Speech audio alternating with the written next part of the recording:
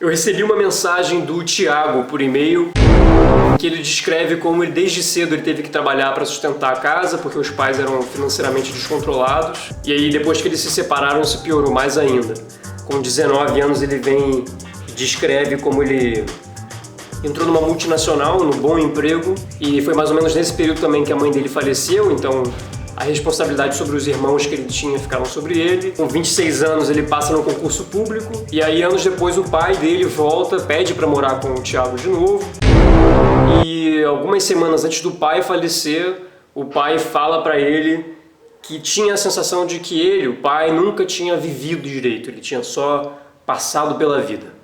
E aí essas últimas palavras do pai afetam tudo que o Thiago conseguiu desse trabalho árduo que todo mundo insistiu que ele tinha que fazer. Hoje ele se questiona se o carro que ele tem, o diploma que ele tem, o apartamento que ele tem, a namorada fixa que ele tem, valem realmente a pena. Ele vem e fala se ele não deveria estar fritando hambúrgueres na Irlanda ou aprendendo coisas novas, coisas que ele quer aprender. Cara, eu queria saber explicar isso de um ponto de vista psicológico menos leigo, mas o que os nossos pais dizem tem significado para a vida inteira. A gente tende a dar mais importância às últimas coisas que são ditas ou às primeiras coisas que são ditas, certo?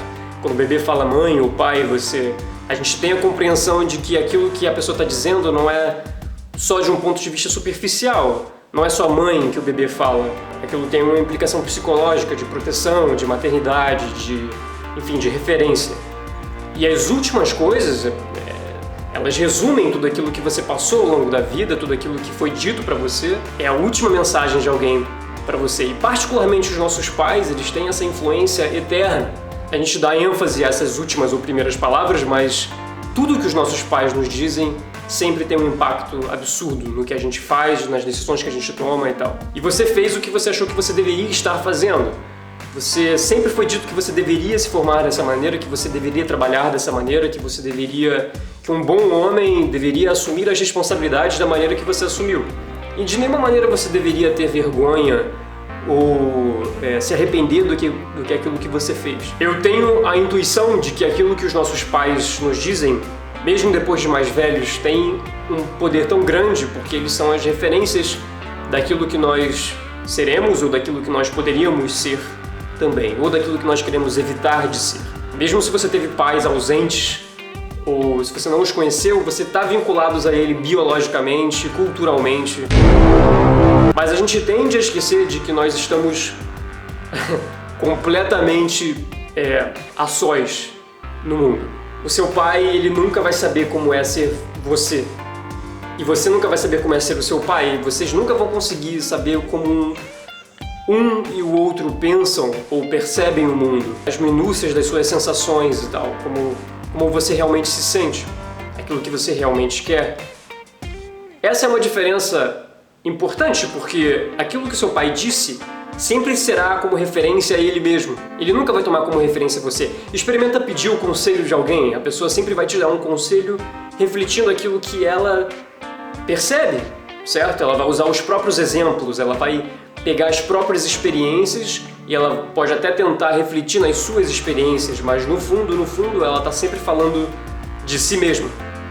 Quando eu falo com você, eu estou falando, na verdade, de mim mesmo, as minhas percepções. Essa dissociação é tão importante, não só pelo fato de que ela te trouxe esse questionamento fundamental sobre a vida, né, de que a vida não tem respostas certas, nem respostas erradas. Você pode ser médico, passar num puta concurso e ser bem sucedido, assim como você pode fazer coisas que são vistas com menos importância pela nossa sociedade e ser feliz também. Mas também pelo fato de que ao se dissociar do seu pai, ao dissociar completamente o final dele para o seu final, você está assumindo o controle sobre as suas próprias decisões. Então, Thiago, tome uma decisão baseada em você e não naquilo que o seu pai disse. Tome o que o seu pai disse como um ponto de partida para um questionamento que você sempre teve. Não tenta se refletir, não puxa as experiências do seu pai, Puxe as suas próprias experiências. Isso tudo que você contou pra gente, tome uma decisão com base nelas. Você vai estar assumindo a responsabilidade sobre as coisas que vão dar certo e sobre as coisas que vão dar errado. Porque as coisas podem dar muito errado, mas elas também podem dar muito certo. E o único culpado de qualquer uma das duas alternativas é você. Pessoas usam essa capacidade de falar pra nada. Elas usam todos os dias para falar coisas que não têm importância, para se expressar da maneira errada. E elas esquecem que aquilo que você fala, não só as primeiras palavras ou as últimas palavras, elas sempre têm um efeito sobre as outras pessoas. Muito maior do que aquilo que a gente geralmente pensa. Eu lembro do que os meus professores do ensino fundamental me disseram, e isso determinou várias escolhas que eu fiz muitos anos depois. Eu não lembro nem o nome desses professores, mas eu lembro o que eles falaram pra mim. Aquilo que eu tomei como referência, um elogio, uma crítica, uma observação. Às vezes eles nem falavam como professores, eles falavam como pessoas, ou como membros de um gênero, ou como membros de uma classe social. Tome isso como referência, de que aquilo que você diz tem uma extrema importância sobre as decisões que as pessoas vão fazer. Não fale com as pessoas como um mero ato mecânico. Bom dia, boa tarde, boa noite, tudo bem? Como vai? Fale com as pessoas como se elas tivessem significado, porque elas meio que têm. Então, da próxima vez que você falar com alguém, avalie a possibilidade de sempre dizer algo significativo, porque você se tornará significativo também. É isso.